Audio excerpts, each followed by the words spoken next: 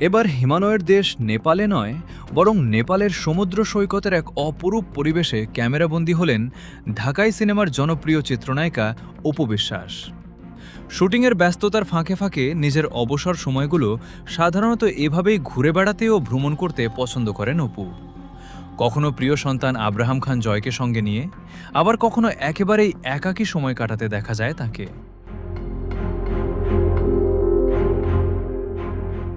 সম্প্রতি সমুদ্রপাড়ের দারুণ কিছু নতুন ছবি সোশ্যাল মিডিয়ায় প্রকাশ করে আবারও ভক্তদের আলোচনার কেন্দ্রবিন্দুতে চলে এসেছেন অপু বিশ্বাস। ব্যস্ত জীবনের ক্লান্তি ঝেড়ে ফেলে প্রকৃতির কাছাকাছি কাটানো তার এই মুহূর্তগুলোর ছবি মুহূর্তেই নজর কেড়েছে সবার।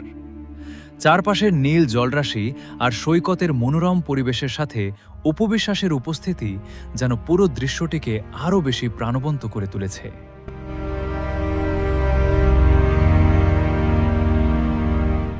সিনেমার মেকআপ ও শুটিংয়ের লাইট ক্যামেরা থেকে দূরে একদম সাধারণ ও রিল্যাক্সড লুকে তাকে দেখতেও বেশ চমৎকার লাগছে। অবসরের এই সুন্দর মুহূর্তগুলোতে নিজের মতো করে সময় কাটানোর আনন্দ তার চোখে মুখে স্পষ্ট ফুটে উঠেছে। কাজের চাপের মাঝেও নিজের মনের প্রশান্তির জন্য এমন সুন্দর ট্রিপ যে তার বেশ পছন্দ, তা তার সাম্প্রতিক পোস্ট করা ছবিগুলো থেকেই বেশ বোঝা যায়।